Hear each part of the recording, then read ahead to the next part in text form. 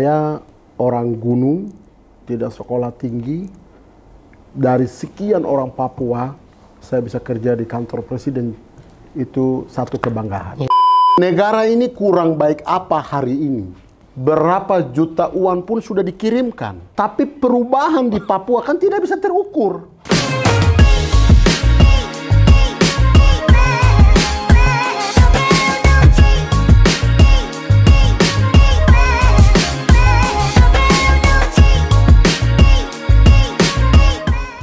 Selamat siang, halo rekan-rekan semua. Kembali berjumpa dengan saya Sunardi Panjaitan di program podcast CPP Talk by Promedia. Dan hari ini kita kehadiran tamu yang luar biasa, sangat inspiratif. Saya baca profiling beliau, sempat juga nonton beberapa video yang ditayangkan di platform YouTube dan televisi, dan salah satu anak Papua yang cukup berprestasi dan memberikan inspirasi kepada banyak orang. Selamat datang Kakak Maximus Tipagau di CPP Talk. Terima kasih. Apa kabar Kakak? Saya panggilnya Kakak Maximus apa Kakak Gladiator? Saudara saja ya. Saudara. Kakak boleh lah. Lebih cepatnya kakak. Baik. Saya terima kasih sudah telah mengundang saya di sini. Senang hati bisa berbagi cerita Indonesia, khususnya di tanah Papua, di Indonesia paling timur. Nama saya panggilannya adalah, panggilan di jalan adalah Maximus Gladiator. Maximus Gladiator. Asik. Luar biasa. Jadi sebelum kita ngobrol-ngobrol lebih lanjut, saya ceritakan sedikit soal profiling Kakak Maximus. Jadi saya baca bukunya Kakak Maximus ini, Gladiator Papua. Itu kisahnya cukup inspiratif, sedih, penuh drama gitu ya kira-kira. Dan Kakak Maximus ini lahir tahun 1983. Betul. Di Papua Tengah dari suku Moni. Benar. Yang secara geografis itu cukup terisolasi. Benar. Di daerah Papua. Tapi sejak kecil, di usia yang masih anak-anak, sudah membuat Papua dan Freeport itu gempar. Kalau saya baca ceritanya, bahkan pernah membuat satu peristiwa kebakaran yang cukup luar biasa, yang membuat orang Freeport akhirnya mengenal siapa itu Maximus si Gladiator. Dan meskipun secara pendidikan Kakak Maximus ini mungkin tidak seperti anak-anak yang lain yang mengenyam pendidikan secara formal, tapi perjalanan Kakak Maximus ini bisa dibilang cukup inspiratif, karena akhirnya bisa bekerja di perusahaan tambang terbesar di Indonesia, di PT Freeport, di mana hampir kalau kita tanya sekarang anak-anak Indonesia itu pasti banyak yang bercita-cita ingin bekerja di Freeport. Sekarang beraktivitas di banyak kegiatan sosial, yang bahkan pernah membantu presiden di istana sebagai salah satu staf di Istana Negara. Dan terakhir, dan dalam proses pilkada sekarang, dinamika politik 2024, kita mendengar Kakak Maximus menjadi salah satu tokoh di Kabupaten Mimika yang akan meramaikan pilkada Kabupaten Mimika di Papua Tengah. Jadi itu sedikit profiling. Nanti kita akan tanyakan bagaimana perjalanan Kakak Maximus yang lebih lengkap, bagaimana suka dukanya, bagaimana ceritanya bisa masuk ke Freeport dan bisa bergabung dengan Pak Presiden Jokowi. Nanti akan kita dalami satu persatu. Dan pertanyaan pertama saya, Kakak Maximus, kenapa dipanggil Gladiator? Oke. Assalamualaikum warahmatullahi wabarakatuh. Salam semua saudara-saudara pengikut Maximus Gladiator seluruh tanah air di Indonesia. Kamu yang ada di Papua, ya sahabat-sahabatku yang selalu inspirasi. Cerita hari ini adalah di ibu kota Jakarta. Kita ada di sini diundang tiba-tiba kira-kira tepatnya jam 2 di Jakarta. Saya ingin menceritakan, dan ini pertama kali di Jakarta setelah Om Andi, Kakak Andi panggil saya di Metro TV bicara dan kupas tentang buku Gladiator. Podcast ini adalah podcast yang pertama kalinya buat saya. Luar biasa. Ya, saya senang sekali. Nama saya Maximus Gladiator. Itu nama saya, ayah saya kasih nama Maximus Tipagau. Oke. Tetapi Gladiator itu berasal dari sedikit pejuang. Nah, ayah saya itu panglima perang. Mama saya dikasih karena menangkan perang. Sebuah kampung. Kampungnya adalah Bulapa, Kabupatennya Intan Jaya. Itu sebuah cerita. Nah, saya sendiri tidak bisa perang, tapi saya sejak kecil, saya adalah berjuang untuk bertahan hidup. Sehingga hari ini bersyukur saya bisa ada di sini untuk menceritakan bagaimana suksesnya saya. Untuk itu saya senang sekali. Itu arti daripada Gladiator. Ya. Sedikit-sedikit ada darah-darah perang lah ya. Jadi, tapi tidak usah mengkhawatirkan, kita kan nggak perang. Kita perang hati saja. Panglima suku jadinya. Ya, ayah saya panglima perang. Panglima perang, saya sendiri belum berhasil perang, tapi saya suka berhasil dengan kerja keras. Baik Kakak Maximus, ini mungkin bisa diceritakan dulu lah kalau melihat perjalanan Kakak Maximus ini tadi anak seorang panglima perang, tapi sejak kecil sudah yatim piatu katanya, bahkan pernah mengalami satu peristiwa di mana keluarga itu perderetan meninggal dunia. Nah, gimana ceritanya sampai akhirnya kemudian Pak Maximus bisa sampai ke Freeport itu? Oke, jadi saya sedikit menceritakan, saya berhenti dari SD kelas 4, itu SD-nya di Kampung Galugama. Pada waktu itu saya masih di SD kelas 4 itu, hari ini orang disebut Blok Wabu. Blok Wabu itu salah satu tambang eksplorasi PT Freeport Indonesia. Nah, kita hidup kalau mau cari makan, itu pasti dalinya babi, karena kita tidak piara ayam di sana. Tidak ada sapi di sana, Pace.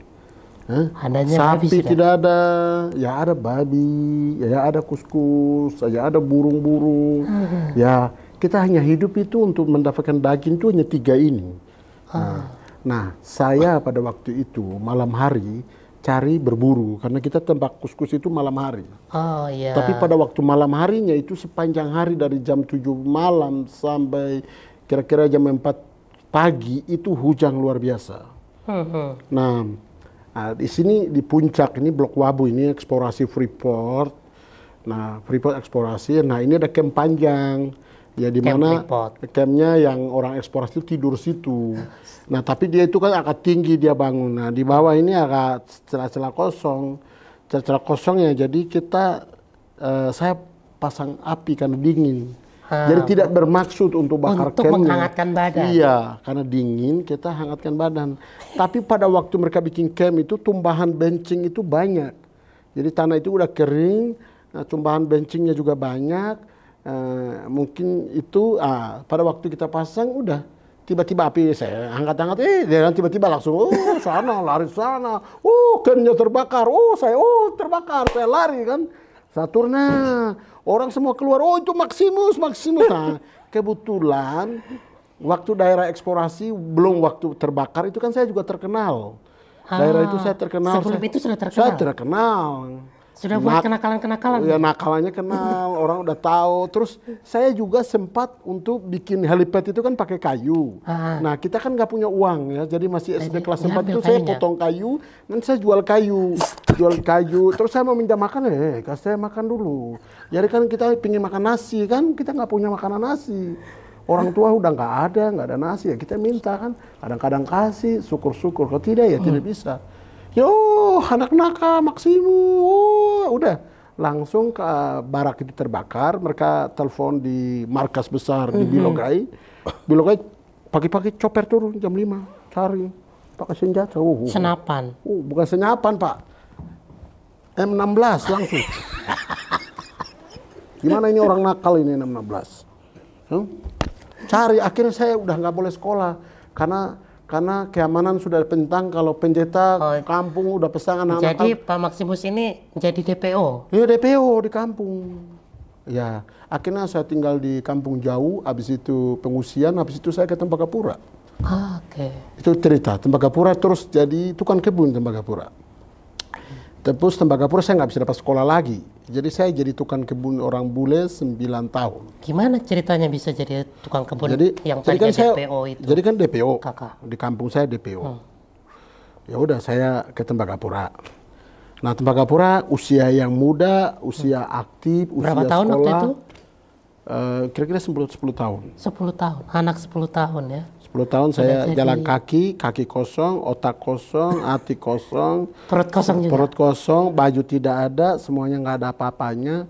Pergi melewati Gunung Jayawijaya, naik turun, ya, kaki berluka-luka, ya, tahan dingin, tahan lapar, ya, sampai Tembagapura. Tembagapura diusir pula, kita ke namanya Kampung Utukini. Utukini itu di mana warga masyarakat penduduk asli tinggal di situ, Freeport tinggal di sini. Nah, tinggal di sini sekitar setahun atau begitu, susah kita masuk di kota Tembagapura, apalagi dapat pendidikannya. Pendidikan itu harus anak pegawai Freeport baru boleh dapat pendidikan. Kalau kami orang di luar nggak bisa. Akhirnya saya suka kalau masuk Freeport. Nah, awal orang hidup sudah nakal, ya kan, bekas nakal. Jadi kalau security itu kan ada pagar kan. Jadi saya bikin kartapel taruh di kepala. Nanti saya ada teman pergi lihat security, prak, Ketapel. Oh, jadi terkenal lagi security. Oh, udah nanti di pos ini kita ganggu, pergi pos sana kita ganggu. Besok lagi lanjut lagi, datang lagi ganggu sini, ganggu sana. Mereka punya kamera, mungkin sudah foto, mereka udah tulis. Maksimus. Sudah. Jadi nama saya artis lagi di Tembagapura. Nah, mereka tidak kasih saya politik lagi. Ya, alasan saya Protestan, agama Protestan. Jadi yang Protestan itu kan ada di kampung masyarakat, jadi tidak boleh masuk ke Tembagapura. Katolik itu orang masyarakat karena Katolik, gereja Katolik sana nggak ada, jadi sudah saya ikut saudara masuk ke gereja Katolik. Ya, gereja Katolik saya masuk.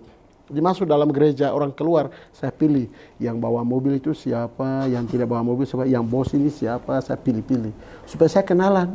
Habis kenalan saya minta kerja. Jadi ini hari Minggu gereja. Habis gereja saya pilih bos-bosnya. Saya pegang bule, minta kerjaan. Orang Jawa saya minta kerjaan. Ini masih usia kecil, masih inggusan-inggusan, mau kerja apa ini? Dia bingung. Tapi ada satu bapak namanya Titus Pulugono, sama orang bule 2 orang rekomen, ya kasih alamat, terus diajak naik mobil. Bulenya kasih alamat untuk datang di rumah dia. Kalau orang Indonesianya suruh saya naik mobilnya ke rumah, kasih makan, kasih nomor itu saya bawa ke security besoknya. Nanti kita kasih namanya kartu gardener, tukang kebun. Jadi saya diangkat sebagai resmi menjadi umur 9 tahun, 9-10 tahun itu menjadi gardener, tukang kebun. Di Tembagapura. Ya, nomor saya masih ingat, 33. Oh, luar biasa. Angka kesukaan saya 222, tapi angka nomor tukang kebun saya 33. 33. Yes. Jadi akhirnya jadi tukang kebun di rumah bos-bos Freeport. Jadi kenapa saya memilih menjadi tukang kebun? Saya belum dapat kesempatan untuk sekolah.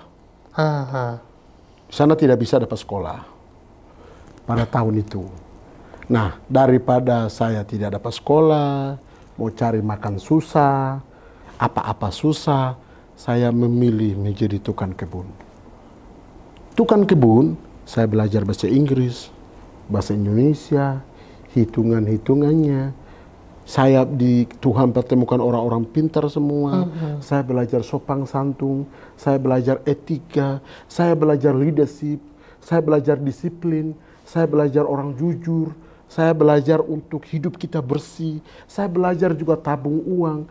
Nah, dari situlah secara pendidikan saya nggak dapat. Tetapi saya dipertemukan orang-orang baik, orang-orang soleh, orang-orang pintar melalui tukang kebun. Menjadi saya pintar dan saya menjadi guru di tambang PT Freeport Indonesia. Dan saya juga menjadi sukses tambang, menjadi kontraktor di PT Freeport Indonesia. Dan saya juga sukses menjadi leadership dan disiplin dan moralitas dan pendidikan no formal yang saya bisa menyelesaikan sama dengan orang yang sekolah formal. Baik, Kakak Maximus, gimana prosesnya Kakak Maximus akhirnya bekerja di Freeport itu? Yang tadi kan lewat jadi tukang kebun, tapi kan kalau masuk Freeport itu kan harus ada pendidikan formal toh. Nah, sementara Kakak Maximus kan tidak ada pendidikan formal. Nah, ini ceritanya seperti apa itu? Jadi pada waktu itu kita kan masih zaman 2000, zaman 98 lah ya. Zaman 98 kan belum digital, ya, belum digital, sehingga di sana secara usia harus di atas 18 tahun, ya, itu secara Kementerian Tenaga Kerja. Tetapi karena di sana itu melihat kerajinan, pergaulan dalam, dan seterusnya, sehingga saya direkomendasikan 14 tahun, umur 14 tahun, saya bisa kerja di Freeport. Oh, udah umur 14 tahun? 14 tahun, itu atas rekomendasi orang Jawa dan orang Amerika. Karena apa? Saya usia 14 tahun bisa kerja karena saya bisa bekerja di Uji itu dari jam 6 pagi sampai jam 6 sore. Jam 6 sore. Jadi bos saya itu sebelum pergi kerja ke tambang, saya sudah nyuci mobil, bayangkan itu saya sudah nyuci mobil. Di sana kan daerahnya dingin, daerah es. Jadi impun pagi itu kaca mobilnya udah gelap. Saya, nanti dia bangun, "Hey Maximus, how are you? What are you doing?" Huh? "Oh, I'm okay." Langsung saya bersihkan, good. Dia langsung kalau ada uang kecil dia give me a bonus. Oh, I'm happy. Saya paling happy sekali. Bulena senang karena sebelum dia ke tambang, saya sudah bersihkan mobil. Sekarang dia kerja di tambang, mobilnya udah kotor, pecek semua. Saya bersihin lagi sorenya. Dia keluar lagi, mungkin dia mau pergi makan malam sama istrinya, mobilnya udah bersih lagi. Dia bilang, "Oh my God, it's still every day." Setiap hari. This is my job. Rumah itu bersihkan, toilet pun saya bersihkan, bunga-bunga bersihkan, mobil bersihkan, semuanya dilakukan, I'm do to my best. Akhirnya bule dengan orang tua angkat itu merasa, kalau saya nggak bantu Maximus, merasa ada sesuatu yang salah. Gitu. Ada sesuatu yang salah gitu. Sementara orang ini kerja mati-matian buat saya gitu. Nah, dia bisa membantu orang lain yang pakai prosedur segala macam itu, dia bisa memberikan promosi gaji orang dan apapun. Tapi siang malam ada orang yang membersihkan rumahnya dan bersihkan mobilnya dan semuanya dan bantu istrinya, merasa dia beban. Maka dia interview saya, dia bilang, "Kamu bisa jadi tukang kebun saja, jangan kerja di tambang." Saya bilang, no, saya harus kerja di tambang. Dia pikir, dia bilang, "Iya ya, daripada saya bantu orang lain, kita coba." "Jangan coba, harus jadi." Dia bilang, "Kita coba." Ya, tidak ada coba-coba. Besok saya jadi bawa alat tambang. Terjadi bawa tambang, jadi guru. Jadi guru. Kan pede dulu. Kan masih ada darah-darah perangnya. Kita perang. Masih ada darah-darahnya. Jadi pede dulu. Dia bilang, "Saya masih ragukan Anda bisa bawa alat tambang di Grasberg." Karena tandangannya luar biasa, tulisan semuanya itu bahasa Inggris, ya, itu risiko yang berat, ya, fatality. Dia kan memikir sesuai kompetensi saya, background saya, profil saya, dengan tandangan yang saya hadapi. Nah, realistis dong. Dia rekomennya, "Maximus jangan kesini." Tapi saya tantang dia kan, saya tantang, saya pasti bisa. Dia bilang, Iya juga ya. Akhirnya Kita bantu aja. akhirnya jadi pelatih. Latih 200 jam lolos sama dengan orang yang S1, S2 kita kasih lewat sama-sama. Luar biasa. Ya saya bisa bertanding sama orang yang lulusan formal, ya lulusan di Bandung dan Jakarta, ataupun di mana saja di Indonesia ini, ya dia dan saya kelasnya sama, tidak ada perbedaan. Baik. Karena apa? Saya mau belajar. Baik, terima kasih Pak Maximus, luar biasa ceritanya, inspiratif dan ini daging semua ini ya. Baik, berikutnya ketika Pak Maximus sudah berada di Freeport, saya baca selama 14 tahun katanya. Ya betul. Tapi akhirnya memutuskan untuk keluar. Betul. Ini jadi pertanyaan juga ini. Sudah nyaman, gajinya Bagus, gede, guru tambang. guru tambang pula. Tiba-tiba kenapa keluar? Orang senekat apa ini Ya. memilih untuk keluar? Ya, jadi gini Pak, saya itu sebelum kerja tambang itu saya ini pendaki. Oke. Pendaki gunung sebelum ayah saya meninggal, itu saya umur 6 tahun tuh naik gunung. Jadi biasanya setelah saya kerja di Freeport, saya suka mendaki putar-putar. Tapi ada sesuatu yang macam saya sedih gitu. Ini tanahnya indah, Freeport bertambang, tapi masyarakatnya susah gitu. Jadi selalu saya mendapatkan inspirasi ini dari gunung. Gunungnya ini adalah Puncak Somatua, Bainggela, Kartens Pyramid, dan sekitar ini saya suka menjejaki gunung. Nah itu menjadi beban saya, bahwa saya harus pergi bantu masyarakat. Jadi saya waktu itu masih kerja itu saya pergi bikin sekolah, antar bawa dokter. Saya suka menjalan dengan masyarakat. Saya suka berbagi karena saya punya gaji, saya punya jaket atau apapun. Saya suka apa yang saya miliki itu saya suka berbagi. Oh jadi waktu kerja di Freeport itu sudah bantu-bantu? Saya suka bantu orang karena saya sudah melewati hidup susah. Oke. Jadi hidup susah itu sudah bagian dari hidup saya. Maka saya lihat masyarakat kalau hidup susah, orang sekitar itu ada susah, saya suka panggilan saya, suka pingin menolong. Sehingga waktu itu saya posisi nyaman, gaji besar, posisi bagus, saya bisa bahasa Inggris, saya di hire jadi guru, saya bisa jadi potensi jadi manajer di PT Freeport Indonesia. Tapi saya lebih lagi pingin menolong orang, pingin menolong masyarakat saya, pingin membantu. Walaupun saya tahu saya punya terbatasan dan punya kekurangan, tapi saya punya jiwa, raga saya untuk menolong orang. Ini namanya ketika karena punya latar belakang kehidupan susah. Jadi meskipun sudah berada di puncak karir itu, tetap lihatnya ke bawah. Ya. Tetap melihat orang-orang sekitar yang ingin dibantu. Ya. Kita mungkin ingin mendalami terkait dengan tadi keputusan Kakak Maximus keluar dari Freeport, tapi 2014 itu kalau nggak salah Kakak Maximus akhirnya masuk Istana Negara, membantu Presiden Jokowi. Di mana ketemunya dan gimana ceritanya bisa bertemu dengan Presiden dan diajak kerja? Jadi alhamdulillah saya puji Tuhan pada waktu itu Presiden pertama Pak Jokowi sedang kampanye di Papua. Itu ada relawan-relawan. Nah, kebetulan saya relawan kawan Jokowi. Ketua kawan Jokowi di tanah Papua. Nah pada waktu itu saya bawa bendera kawan Jokowi itu ke puncak Kartens. Sementara relawan-relawan lain itu mengibarkan bendera kawan Jokowi di dasar laut. Disiarangnya langsung di Metro TV. Dari situ kita berjuang dan Papua menangkan Jokowi pertama kali. Menangkan Papua Jokowi, dan pada waktu itu saya satu tim juga dengan Bapak Lenis Kogea. Pak Lenis. Ya, Lenis Kogea. Iya.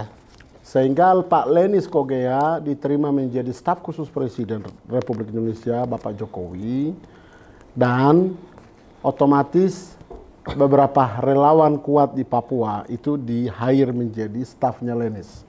Saya diantaranya di-hire menjadi staf tenaga ahli di bidang ekonomi dan investasi di Istana.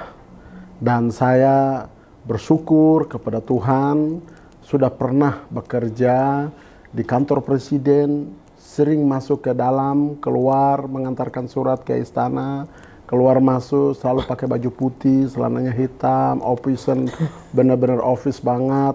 Dan pada waktu itu saya bangga sekali dengan motivasi yang cukup dua. Pertama, saya orang gunung, tidak sekolah tinggi. Dari sekian orang Papua, saya bisa kerja di kantor presiden, itu satu kebanggaan. Iya, iya. Itu yang pertama. Motivasi yang kedua adalah saya ingin belajar. Berikutnya adalah dengannya saya bekerja di kantor presiden itu bisa membantu orang Papua. Minimal memfasilitasi menjadi gap antara pemerintah pusat dan orang Papua asli. Itu kita bisa mediasi, membantu permasalahan-permasalahan sosial ekonomi, sosial politik, dengan pemerintahan di sana, dengan masyarakat lokal. Itulah motivasi saya. Waktu itu SK saya untuk 5 tahun. Tetapi saya tidak sampai selesai. Hanya 3 tahun bekerja di kantor presiden. Saya kembali lagi ke tanah air saya di Papua untuk melakukan pekerjaan sosial saya dan bisnis saya sendiri. Saya masuknya di situ, Kakak Maximus. Jadi sekarang itu berarti Kakak Maximus fokus pada kegiatan-kegiatan sosial dan bisnis di Papua. Nah, apa ini kegiatan-kegiatan yang sekarang dilaksanakan oleh Kakak Maximus? Setelah kerja di kantor presiden, periode pertama, itu saya pergi, saya membangun namanya Yayasan Somatua. Yayasan Somatua. Saya punya sekolah TK, saya punya balai pelatihan, kira-kira 230 juta per bulan kita donasi guru, donasi modul, kita punya alat berat eksavator, doser, truk, mobil, bengkel. Kita punya balai pelatihan ini diresmikan oleh Wakil Presiden Bapak Maruf Amin, Wakil Presiden yang tanda tangan. Di sana satu-satunya yang punya orang Papua, satu-satunya yang punya swasta di tanah Papua, itu punya saya. Dan lulusan-lulusan training center ini itu bisa bekerja di Halmahera, di Maluku, dan di PT Freeport Indonesia dan kontraktor-kontraktor di sana. Kenapa training center ini saya bangun? Ingin saya menolong orang yang tidak mampu. Karena zaman sekarang itu harus pakai zaman kompetensi. Ya. Memiliki kemampuan, keahlian. Kalau Anda tidak memiliki keahlian, akan sulit untuk masuk dalam dunia usaha dan industri. Seperti industri besar, di minyak, di gas, di tambang, dan di batu bara.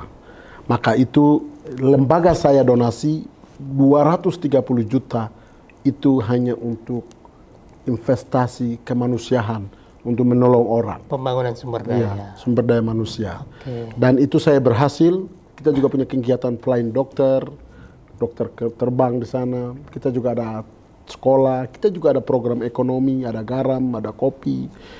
Nah, ini sagu ya, di pesisir pantai kita kembangkan sagu.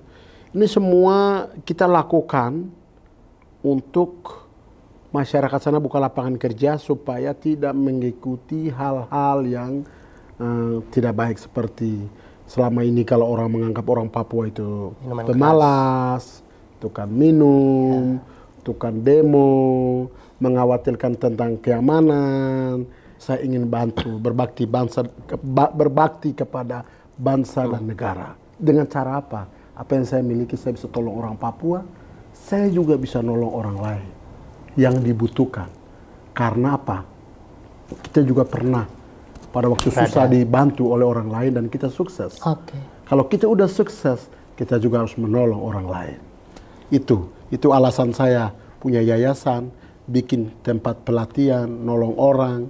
Saya suka bantu gereja, bantu masjid, dan macam-macam. Ya, luar biasa, Kak Maximus. Tapi saya sedikit flashback ke belakang. Saya pernah melihat Kakak Maximus ini marah-marah. Marah-marah soal kondisi rumah dan kehidupan masyarakat Timika.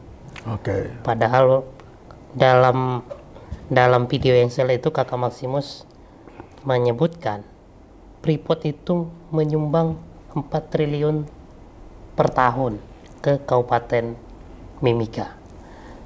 Pertanyaannya, kemana uang itu dan kenapa kemudian kondisi masyarakat Mimika Kabupaten itu masih dalam di bawah garis kemiskinan? Oke. Jadi ini ada dua hal yang berbeda. Saya punya komitmen apa yang saya miliki, saya ingin bantu orang Papua dan orang lain. Karena di mata Tuhan, di mata Allah di atas itu sama manusia. Kita harus saling membantu, saling menolong, tidak boleh pilih kasih. Itu hukumnya kepada siapapun. Sekarang kita lihat bagaimana Pemda Mimika. Pemda Mimika ini hari ini memiliki anggaran 7 triliun 500 miliar. Di antaranya salah satu sumber uangnya adalah transfer langsung oleh PT Freeport Indonesia. Itu setiap tahun itu dia naik. Ya, tahun lalu mungkin saya tidak tahu 3 triliun, hari ini 4 triliun. Di Timika ini kota itu ada 2 kota. Satu kota daratan rendah, yaitu lowland. Satu itu kota daratan tinggi, yaitu highland. Nah, kalau kita punya tambang, PT Freeport Indonesia itu ada di daratan tinggi. Highland itu ya. Highland. Tapi di sini ada 2 suku yang dominan tinggi. Dan yang memiliki 2 suku, yaitu suku Highland, sampai di tengah itu adalah Amume. Suku di pesisir pantai itu adalah Kamoro. Nah, saya sedikit sedian, kok dari keringat saya aja, saya nyari uang, bangun jam 6 pagi, pulang jam 10 malam, tidur jam 1 pagi, jam 1 mau pagi, itu kebiasaan saya. Jam 12 malam, jam 11 malam, juga masih ada toleransi kepada umat, saya bisa menolong dari hasil keringat. Ini uang negara, ini uang dari hasil sumber daya alam. Freeport mengirimkan uang, tapi rakyatnya, masyarakatnya hidup susah. Nah, menurut saya ini sesuatu yang salah. Sesuatu yang salah itu berarti ada orang yang pesta pora atas menderitanya rakyatnya. Itu yang pertama. Yang kedua, ini bukan pemerintah pusat yang salah. Ini bukan Freeport yang salah. Freeport sudah melakukan kewajibannya. Negara sudah melakukan kewajibannya transfer uang 7 triliun 500 miliar. Sekarang kemana perang dari pejabat daerah, terutama pemerintah daerah? Dari perang dari kita orang semua, orang Papua, kepala suku, pendeta. Saya kira ini sesuatu yang salah. Nah, saya berharap, saya berdoa, supaya masa yang akan datang ini benar-benar menentu kepada masyarakat. Apalagi kita itu diikat dengan undang-undang namanya otonomi khusus. Otonomi khusus itu 20% itu untuk pendidikan, 20% itu untuk kesehatan. Dan sisanya bahkan bisa kasih gaji kepada orang Papua sendiri. Dan itu otonomi khusus dijaminkan. Loh, kok zaman orang bisa ukur di mana kesejahteraan itu dari indeks kemanusiaan, pendidikan, kesehatan, dan kehidupan seperti air, rumah, lampu. Ya, ini yang paling penting. Nah, ini sesuatu yang kebutuhan dasar kehidupan bangsa dan negara. Nah, negara sudah kasih uang, tapi ini tidak disedia. Termasuk rumahnya orang Kamoro harus, kita tidak bisa bilang zaman milenial saat ini, zaman canggih seperti ini, itu kan seperti biasa, budaya biasa, orang Papua mabuk-mabukan, tidur dalam tenda-tenda, tidur dalam goa-goa, tidur dalam sungai-sungai, itu cerita lama. Cerita ini tidak boleh lagi ada. Era global sudah berubah, zaman sudah berubah. Saya anak muda. Saya Bupati Mimika. Saya punya motivasi pertama, saya ingin rubah ini. Saya yakin dan percaya. Saya tidak mau lagi zaman seperti ini orang hidup di dalam kemiskinan. Negara ini sudah ada. Kenapa harus ada gizi buruk di Papua? Kenapa harus orang itu pendidikannya tidak bisa sentuh? Kenapa itu rumah layak huni itu tidak ada? Kenapa air minum bagian dari kehidupan itu nggak ada? Ini ada yang salah. Salah siapa? Adalah pemimpin yang salah.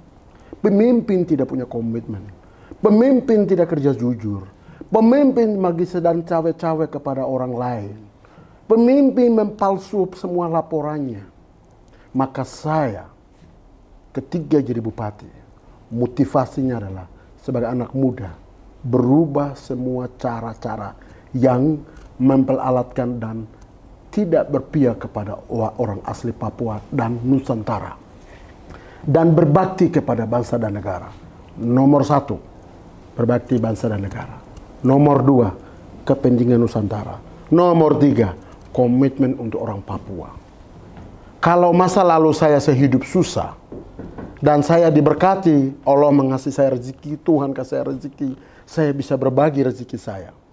Saya bercita-cita besar menjadi Bupati Mimika. Saya ingin berantas kemiskinan absolut di pendidikan, kesehatan, gizi buruk. Dan apalagi tambah lagi kalau orang Papua yang gak sejahtera, gak mendapatkan haknya.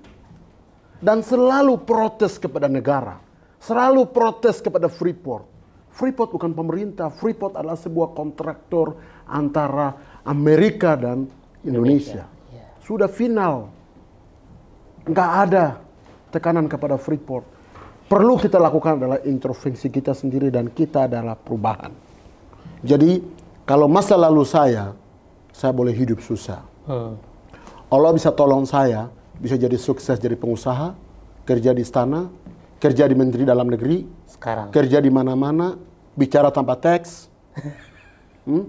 Itu semua pemberian Allah di atas.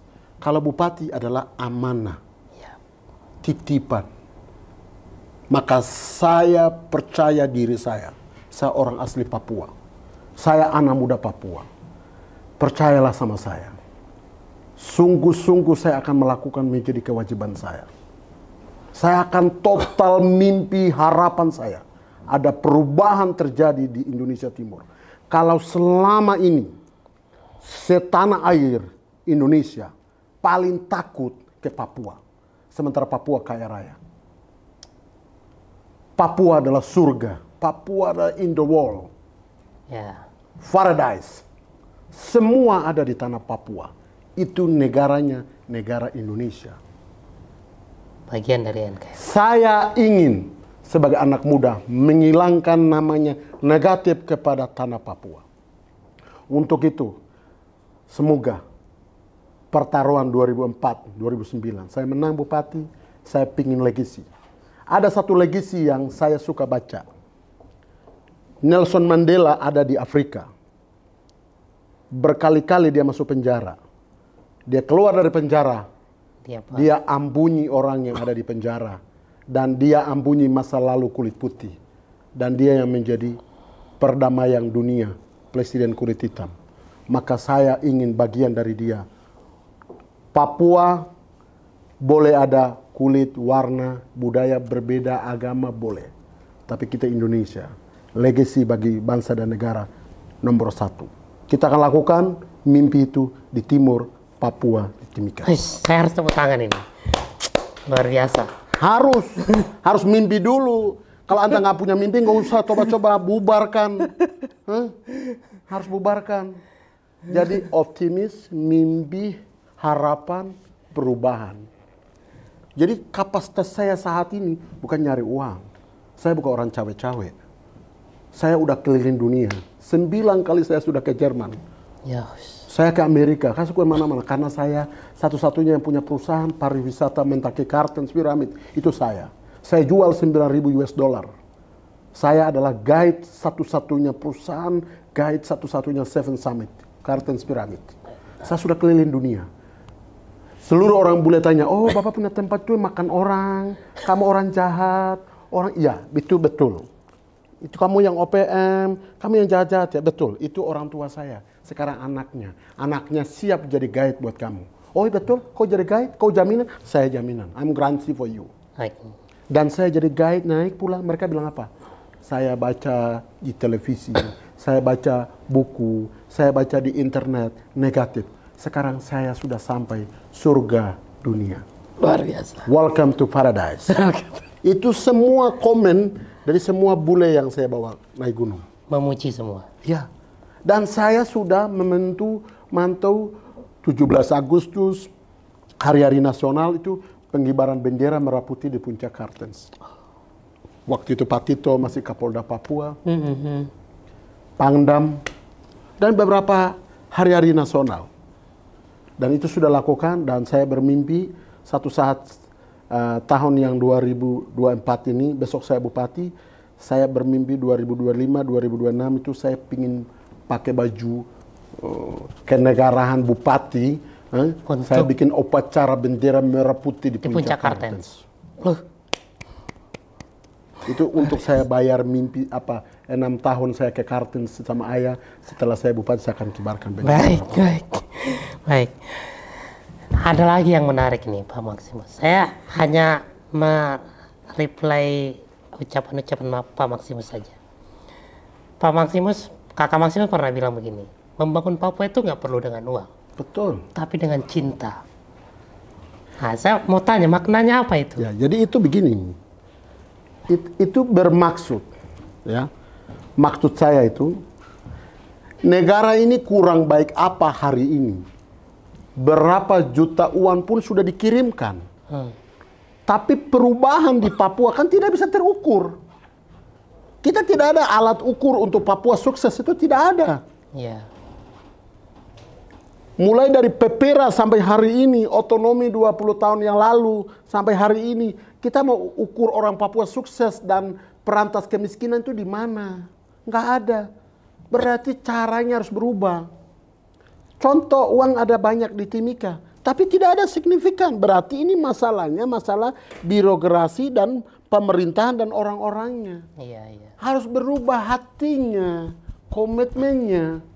Seperti memiliki hati seperti Maximus Gladiator, baru bisa berubah di Papua. Kalau tidak memiliki hati seperti ini, tidak akan ada perubahan di Papua. Karena yang bermasalah adalah orang-orangnya, bukan negara yang bermasalah, bukan uang yang bermasalah. Uang ada, negara kasih, kesempatan ada, tapi bermasalah jutaan orang Papua yang ada di sana. Selalu mencari uang untuk kepentingannya sendiri, tidak menolong orang Papua. Akhirnya absolut orang Papua terlalu miskin di negerinya sendiri. Jadi tidak boleh ada protes kepada negara. Negara tidak salah, undang-undang udah kasih. Uang udah dikasih, kekuasaan udah kasih. Orang-orang tidak berkomitmen kepada orang Papua. Sehingga kemiskinan itu luar biasa. Kalau dia bilang, wah ini masalah, berarti pemimpinnya yang masalah. Justru kamu ada masalah, itu yang dikasih jabatan gubernur, bupati, wali kota. Oh, anda sendiri nggak bisa menyelesaikan persoalan-persoalan yang terjadi di kabupatenmu. Anda sendiri tidak ada di kampung-kampungmu, tidak urus rakyatmu, tidak mampu mengatasi, tidak mampu negosiasi, tidak mampu mediasi, tidak mampu menyelesaikan masalah-masalah di sana. Baru semua mau mesalahkan dengan pemerintah pusat, ya tidak bisa. Pemerintah sudah kasih uang, pemerintah sudah kasih jabatan, pemerintah sudah kasih kewenangan. Nah itu alasan saya mau naik bupati. Karena berapapun saya punya bantuan dari perusahaan saya, yayasan saya, hasil keringat saya tidak cukup menolong orang Papua. Harus pakai kekuasaan negara. Untuk pakai uang negara nolong orang Papua, dirubah cara-caranya. Harus pakai negara, kekuasaan negara. Harus masuk politik. Masuk dalam dunia partai politik. Dukungan dari partai politik. Ini penting. Kalau tidak ada ini tidak bisa. Ini sesuatu yang susah. Dan cara-cara ini harus dirubah secara total anak muda di Papua. Kita terbukti sekarang. Wakil presidennya anak muda. Terus apa masalah? Semua hai anak-anak Papua. Kita orang pasti bisa. Sudahlah kita ganti pemainnya. Ganti pemainnya. Waktunya harus main. Anak muda. Seluruh Indonesia. Anak muda harus turun ke langkah. Harus. Apapun. Nggak perlu lagi pakai batik-batik, pakai kaos turun, yang penting hati. Kita melihat mimpi masa depan Indonesia emas 2040. Tangan siapa untuk merubah ini 2040? Itu waktu tidak lama lagi. Anak muda. Kita turun gunung.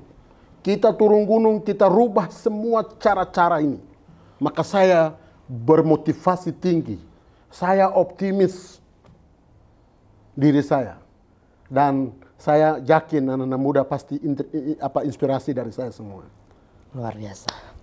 Pak Maximus, kita doakan apa yang menjadi cita-citanya Pak Maximus. Terutama bagaimana kita ke depan melihat Mimika itu maju, terutama juga Papua bisa menjadi maju. Saya sepakat tadi dengan Pak Maximus. Persoalannya bukan di uang. Bukan. Karena uang itu sebenarnya ada. Karena tidak banyak daerah juga tingkat kabupaten yang punya anggaran 7 triliun. Tapi mereka bisa lebih maju dari Mimika misalnya.